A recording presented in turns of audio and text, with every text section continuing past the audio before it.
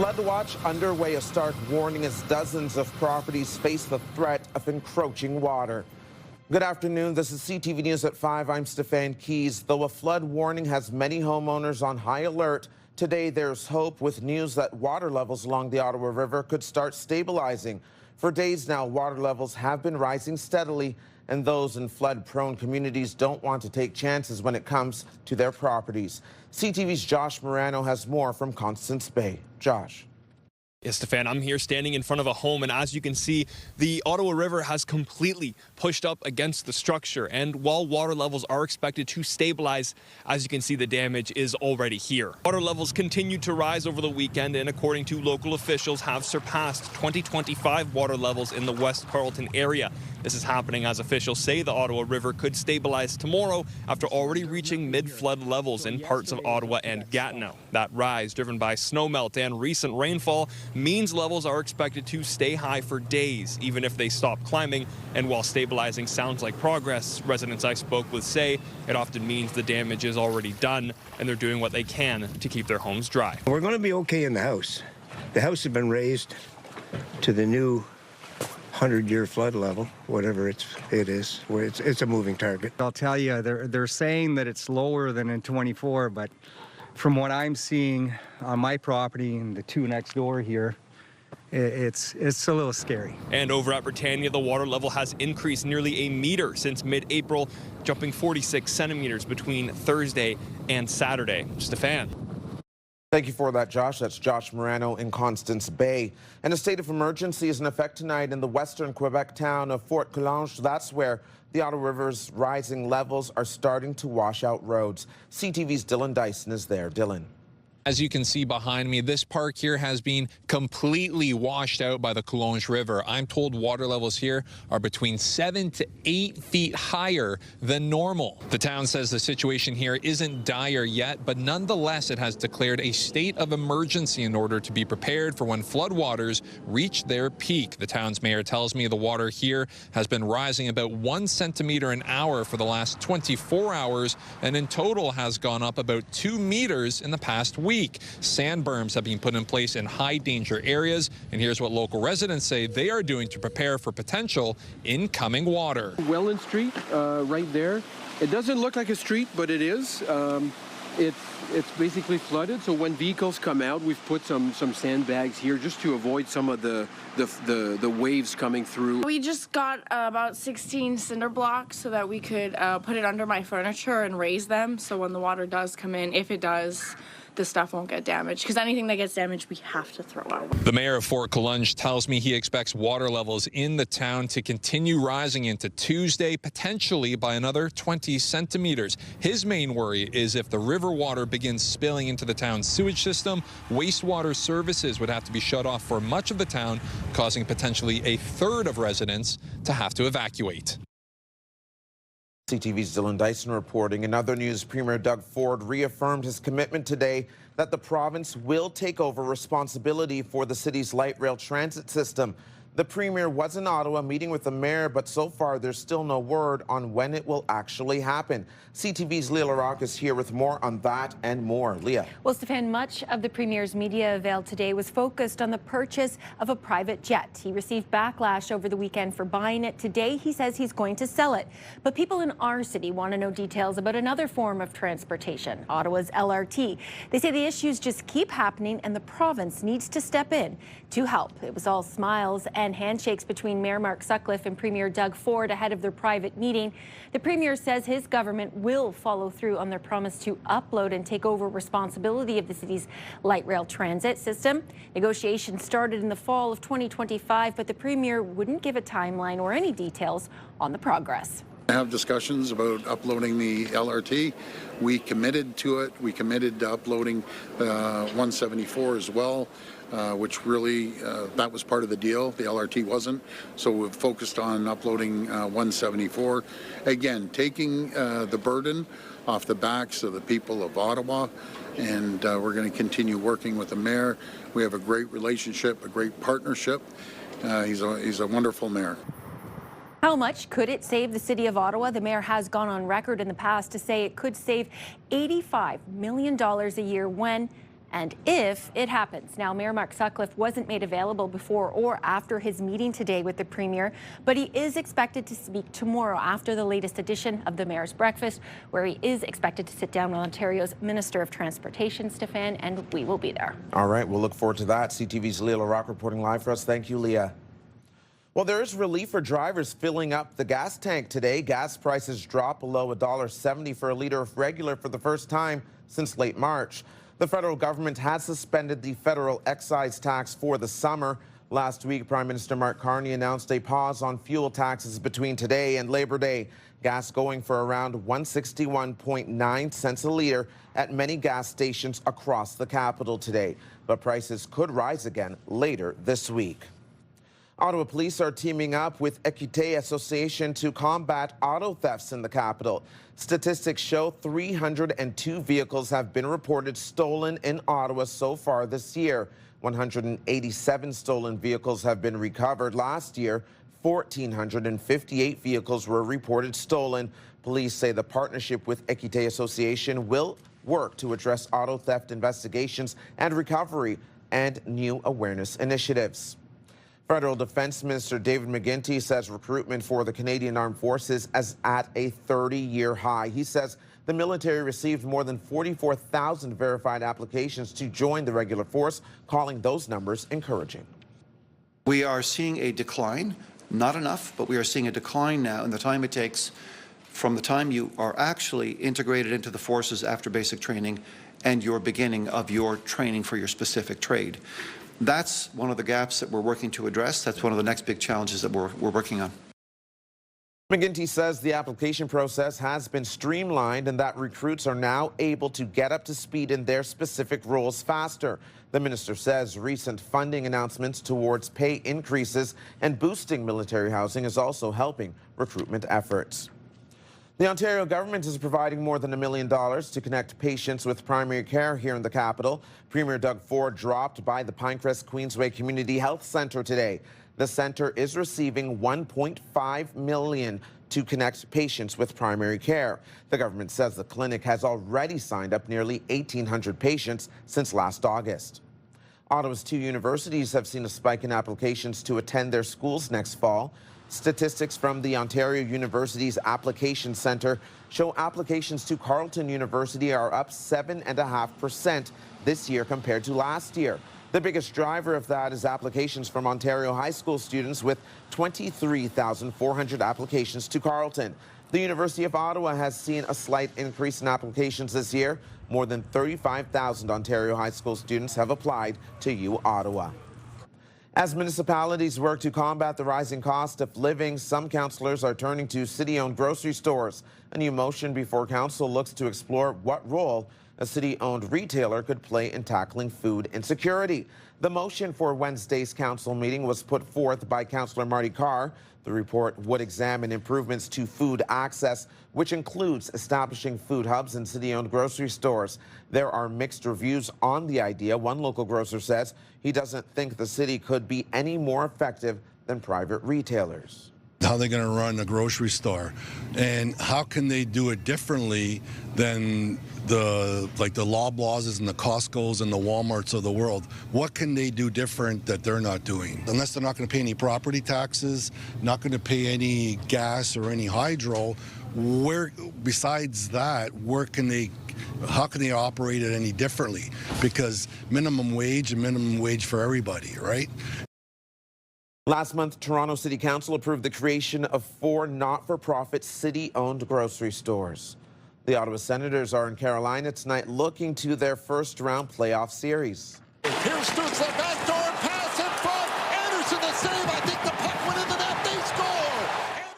Senators forward Drake Batherson thought he could scored in the third period of Game 1 Saturday afternoon, but Hurricanes goaltender Frederik Andersen secured the save. The Hurricanes went on to a 2-0 victory over the Sens. Puck drop tonight is 7:30 in Riley before the series shifts back to Ottawa for Game 3 on Thursday.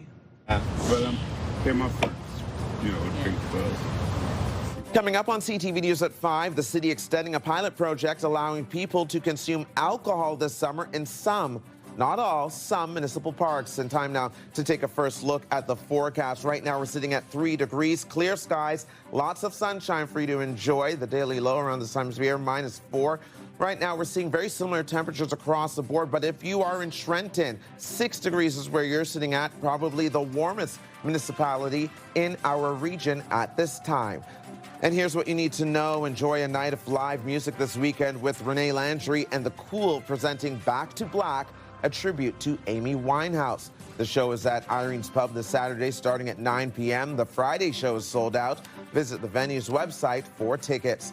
A live look at traffic right now. As per usual, the west end or the western lanes of the Queensway are fairly busy around Woodruff and starts around Parkdale where you see that volume building.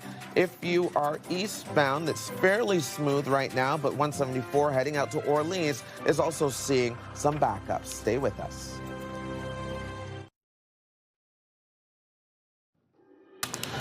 Our popular Team of the Week segment is back. If you want to be a part of our Myers Automotive Group Team of the Week, upload your video to ctvnewsottawa.ca. Well, you will be allowed to enjoy an alcoholic beverage at select Ottawa parks this summer. My friends, The city will conduct a pilot project again this summer to analyze allowing beer and wine to be enjoyed in parks. Councillors will have final say on whether alcohol will be allowed in parks in their wards. Last summer, alcoholic beverages were allowed in 8 Ottawa parks. Today's radio question of the day is asking, would you like to see the Drinking in Parks pilot project expanded? I don't think there should be any drinking in any public park anywhere in Ottawa. You know why? We have enough trouble with what's going on right now with drinking all over the city, downtown Rideau Street. Christy Cameron is here with more. And Christy, I was listening, and you really feel that adults should be trusted to be responsible. That listener feels differently. What more can you tell us about this issue? Well, I think you look at the data, right? And you look at the number of complaints that came in from these designated pilot project areas. 8 parks. Of those 8 sites last summer, there was literally 1 complaint. So the proof is in the pudding. I think the data supports that this was a success, that we can treat people like adults, that we can responsibly handle this, and that if there is a problem, you know, with people that are behaving drunkenly, public intoxication, garbage, what have you, that we have the reliable people we can call in, the police, City of Ottawa bylaw, to handle that. I even spoke with the local chapter of Mothers Against Drunk Driving Canada. She lives near one of the parks, Strathcona, and she said in general she thought it went quite well. Her top concern is keeping the roads safe. Yes, I did listen to some of that interview, and she was very strong in saying, hey, we're not opposed to people having a beverage. What we are opposed to is people having a beverage and getting behind the wheel. And again, having a beer in the park, like these gentlemen we're looking at right now, that in itself is not the problem. The problem is people that take it too far. And to push back against the listener we just heard, people can do that in any capacity. They can do that at bars and restaurants. They can do this at their homes. The main thing is that you report it when you see it and that the City of Ottawa responds. All right, thank you for this, Christy. Thank you. You can join the conversation, leave a comment through the Talkback feature on the iHeartRadio app. You can listen live to Christy Cameron on News Talk 580 CFRA weekdays from 2 to 6. Now watch Christy's segments anytime on YouTube. I wanted my girls to see sometimes what it takes for women to succeed. Coming up on CTV News at 5, a new event in the capital inspiring young women and girls to reach their full potential. Details coming up.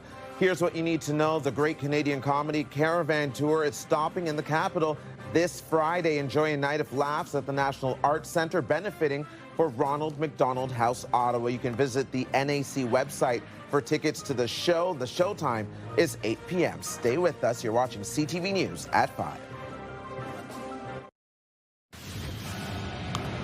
Coming up tonight on CTV after the 6 o'clock news, E-Talk starts at 7, then back-to-back episodes of The Big Bang Theory, Hockey Fanatics at 8:30, The Quiz with Balls at 9, and The Rookie at 10.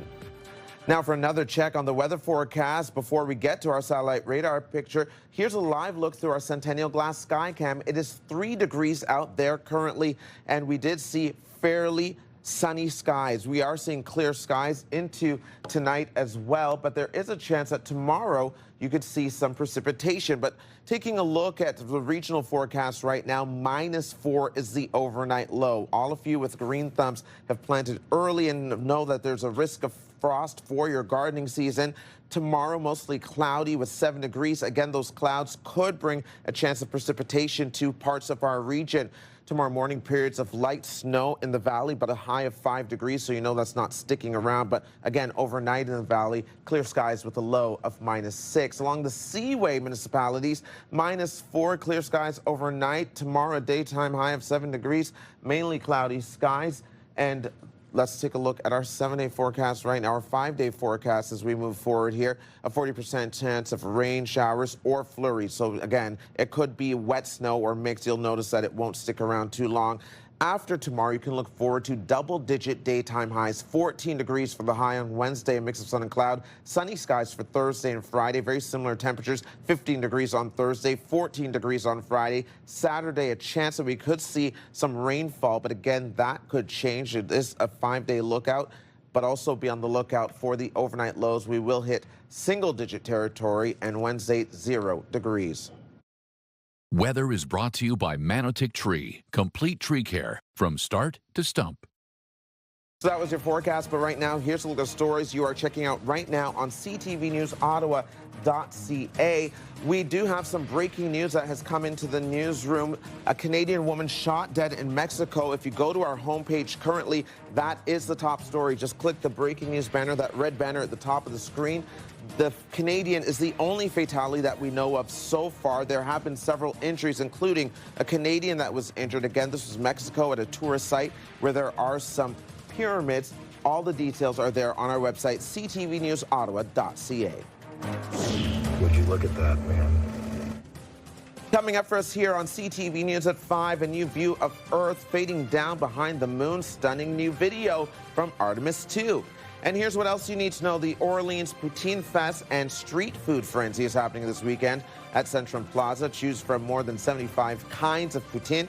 There's also live music. It's on from April 24th to the 26th. If you need gas tonight, one of today's cheapest gas prices can be found at the Ultramar station on Eagleson Road in Canada. Regular gas there tonight is going for 160.9 cents a liter. And here's another live check on traffic. You can see that at Bronson, things are moving well in both directions at this time. Bayswater also flowing smoothly, but if you are westbound, once you hit Parkdale, the volume starts to build and it stretches beyond Woodruff. You're watching CTV News at 5.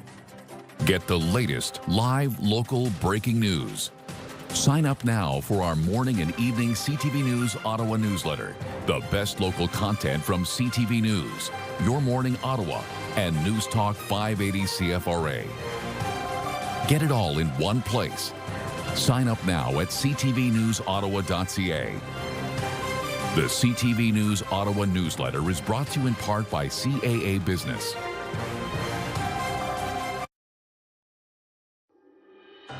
Here's another live look through our Centennial Glass Sky Cam. The temperature right now, 3 degrees under clear skies.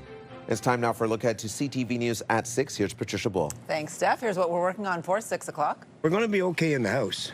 The house has been raised to the new 100-year flood level, whatever it is. It's a moving target. Water levels are expected to start stabilizing along the Ottawa River today and into tomorrow, but the flood risk is not over yet. Dozens of properties could still be impacted in Ottawa, Gatineau, and across parts of eastern Ontario and western Quebec. I heard from the people, and I'm the premier that listens to the people. If they don't like something, I'm not too shy to change my mind and say, okay, this isn't the time. After swift backlash, Premier Doug Ford is reversing course, saying a private jet the province purchased for travel will now be sold. How are they going to run a grocery store? And how can they do it differently than the Loblaws and the Costco's and the Walmarts of the world? And an Ottawa councillor wants the city to take a look at ways to improve access to food and tackle food insecurity, including exploring city-owned grocery stores. All of that and more is coming up tonight on CTV News at 6. That's right after the early edition of CTV National News with Sandy Ronaldo at 5:30. Steph. Thank you, Patricia. Now the final 5 other stories we're following today. 10 days after a successful moon mission, another stunning video has been released from the Artemis II crew. Would you look at that, man? Commander Reed Wiseman shared a new Earthset video captured on his own iPhone. He likened it to watching sunsets at the beach from the most foreign seat in the cosmos. OC Transpo is now operating on its annual spring schedule, but dozens of bus trips will be canceled each day.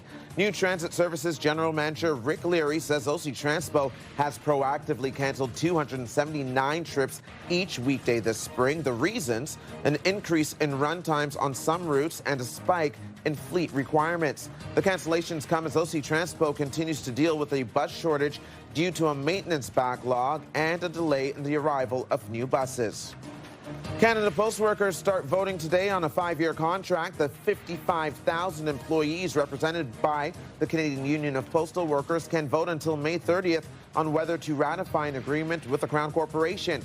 Canada Post and the union have sparred over wages and structural changes to the Postal Service for more than 2 years, and workers have taken to the picket line multiple times. Both sides have agreed not to engage in any strike or lockout activity while the ratification vote takes place. A lot of adversity to get to where we are, and I think hearing that message is so valuable for this young audience. Leading is in all of us. The first Built to Lead event was held Sunday here in the capital, aiming to inspire young women and girls through stories of leadership.